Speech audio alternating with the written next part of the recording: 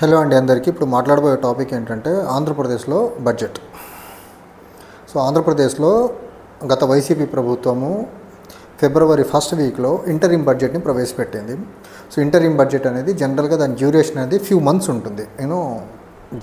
రఫ్గా interim budget యొక్క validity ఒక 2 months అనేది రఫ్గా 2 months యొక్క ఎక్స్పెండిచర్ని కన్సాలిడేటెడ్ ఫండ్ ఆఫ్ ఆంధ్రప్రదేశ్ నుంచి విత్డ్రా చేసుకోవచ్చు ఇంటరిమ్ బడ్జెట్.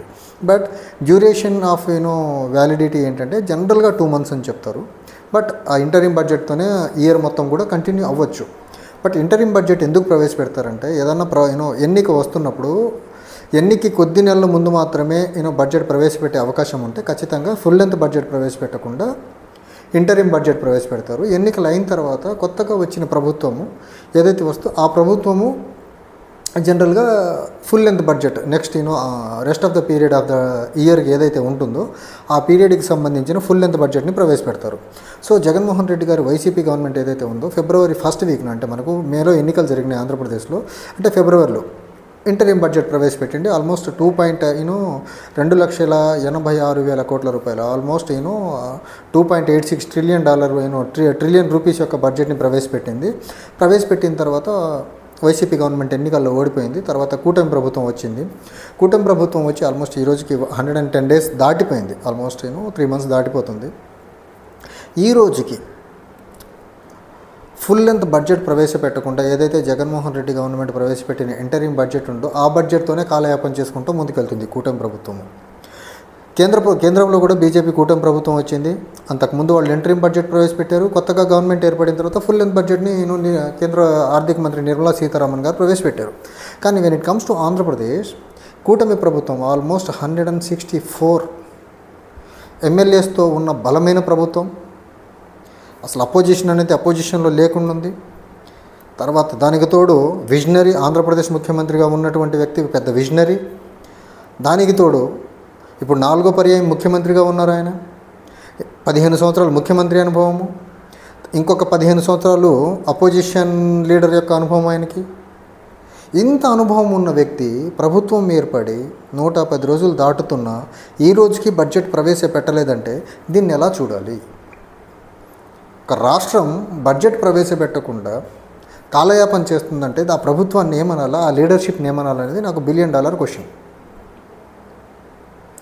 బడ్జెట్ ప్రవేశపెడితే వీళ్ళు ఎన్నికల్లో ఇచ్చిన సూపర్ 6 హామీల గురించి మాట్లాడాల్సి ఉంటుందనా? బడ్జెట్ ప్రవేశపెడితే ఆంధ్రప్రదేశ్ క్యాపిటల్ యొక్క రూట్ మ్యాప్ గురించి మాట్లాడాల్సి ఉంటుందనా? ఆంధ్రప్రదేశ్లో బడ్జెట్ ప్రవేశపెడితే ఆంధ్రప్రదేశ్లో పోలవరం ప్రాజెక్టుకి అలొకేషన్ గురించి మాట్లాడాల్సి ఉంటుందనా? బడ్జెట్ ప్రవేశపెడితే ఆంధ్రప్రదేశ్లో హెల్త్ సెక్టర్కి ఎంత అలొకేషన్ చేస్తారో అలొకేట్ చేయాల్సి ఉంటుందనా?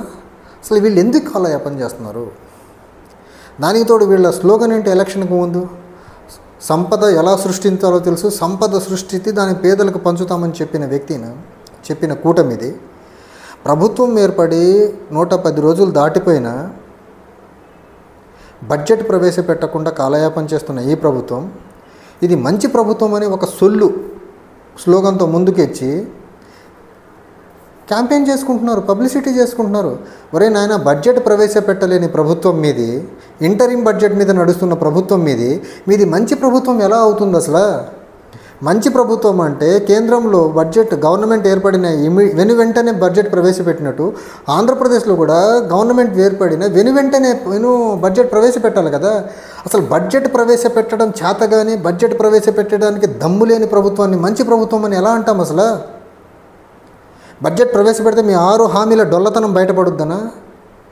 బడ్జెట్ ప్రవేశపెడితే ఆంధ్రప్రదేశ్ యొక్క రిసోర్సెస్ ఏ సెక్టర్కి ఎంత కేటాయిస్తారో డొల్లతనం బయటపడుద్దనా?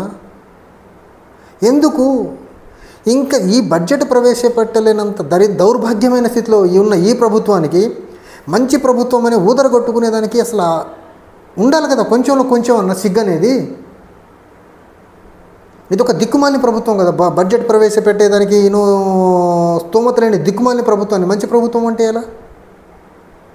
బడ్జెట్ కానీ ప్రవేశపెడితే ఒక ముప్పేట దాడి ప్రభుత్వం మీద ఏ డైరెక్షన్ నుంచి ఎటు నుంచి వస్తే పడుతుందో తెలియక, వీళ్ళు ఇచ్చిన ఎలక్షన్ హామీల గురించి వీళ్ళ దగ్గర సమాధానం ఉండక అభాసుపాలవుతారు ఆంధ్రప్రదేశ్లోని ఒక కుట్రతో వీళ్ళు బడ్జెట్ ప్రవేశపెట్టకుండా గత ప్రభుత్వం ప్రవేశపెట్టిన తాత్కాలిక బడ్జెట్తోనే కాలయాపన చేస్తున్నారు. ఫుల్ లెంత్ బడ్జెట్ ప్రవేశపెట్టేదానికి దమ్ము లేని ఈ ప్రభుత్వానికి బలమైన ప్రభుత్వం అనే దానికి అర్హత ఎక్కడుంది? మంచి ప్రభుత్వం అనే అర్హత ఎక్కడుంది? మంచి ప్రభుత్వం అంటే మీరు ప్రభుత్వం ఏర్పడిన వెంటనే మీరు ఫుల్ లెంత్ బడ్జెట్ని ప్రవేశపెట్టి ఉండాల్సింది. ఇంటరిం బడ్జెట్తో కాలయాపన చేయకుండా ఉండాల్సింది. జగన్మోహన్ రెడ్డి గారు ప్రవేశపెట్టిన ఇంటరిం బడ్జెట్తో ఈ రోజుకి మీరు నడుస్తున్నారంటే మీ చేతగానితనానికి నిదర్శనం. ఒక రాష్ట్రానికి బడ్జెట్ తయారైన దౌర్భాగ్యమైన ప్రభుత్వం మీది. ఇలాంటి ప్రభుత్వాన్ని మంచి ప్రభుత్వం అంటూ ఊదరగొడతారా? అసలు ఇంత దయనీయమైన బడ్జెట్ ఎన్నికలు అయిన తర్వాత బడ్జెట్ ప్రవేశపెట్టకుండా భారతదేశంలో ఇప్పటివరకు అసలు ఏ ప్రభుత్వం ఉండి ఉండదు. ఇంత దయనీయమైన లీడర్షిప్ ఉన్న ఆంధ్రప్రదేశ్ కంటే విజనరీ ముఖ్యమంత్రి అంట, 40 సంవత్సరాల ఇండస్ట్రీ అంట, సంపద సృష్టిస్తాడట. సంపద సృష్టించగలిగితే బడ్జెట్ ఎక్కడ? బడ్జెట్ ఏది అసలు? మీరు సంపద ఎలా సృష్టించాలో బడ్జెట్లో తెలపండి. మీ రెవెన్యూస్ ఏంటి, మీ ఎక్స్పెండిచర్ ఏంటో బడ్జెట్లో చెప్పండి. సంపద సృష్టి లేదు, అదంతా పెద్ద డొల్ల. దానికి మళ్ళీ మేము సంపద సృష్టిస్తామని చెప్పడము. మీ డొల్లంతా బడ్జెట్లో ఎక్కడ బయటపడుద్దో అనేసి బడ్జెట్పై ఒకటి ప్రవేశపెట్టకుండా కాలయాపన. దీన్ని మళ్ళీ ఆంధ్రప్రదేశ్లో మంచి ప్రభుత్వం అని ఒక ఊకదంపుడు ఉపన్యాసాలతో చేసే పబ్లిసిటీ ఒకటి. ఎన్నికల హామీలు నెరవేర్చరు, బడ్జెట్ ప్రవేశపెట్టరు, గవర్నెన్స్ చక్కగా ఉండదు, వెల్ఫేరు ఉండదు, ప్రభుత్వ ఉద్యోగులకి జీతాలు ఇన్ టైంలో ఉండవు. పైపెచ్చు మతాలను అడ్డం పెట్టుకొని రాజకీయాలు చేస్తారు. సెంటర్ నుంచి రావాల్సిన ఫండ్స్ తీసుకురారు. దీన్ని మళ్ళీ ఆంధ్రప్రదేశ్ ప్రజలేమో మంచి ప్రభుత్వం అని నమ్మాలి. ఆ ఉన్న లీడర్నేమో విజనరీ అనాలి ముఖ్యమంత్రిని పట్టుకొని. ఎక్కడ విజనరీ? బడ్జెట్ ప్రవేశపెట్టాలని విజనరీ ఎక్కడ? విజనరీ అండి మీరు? ఏ విజనరీ మీ దగ్గర ఉంది? 3 నెలలు అయిపోయి 4వ నెలలో అడుగు పెడతారు. ఇంకో 4 రోజులు ఉంటే 4 నెలలైనా మీరు ఫుల్ లెంత్ బడ్జెట్ ప్రవేశపెట్టలేని నాయకత్వం మీది. ఎక్కడ మీ సీనియారిటీ? ఎక్కడ మీ విజనరీ?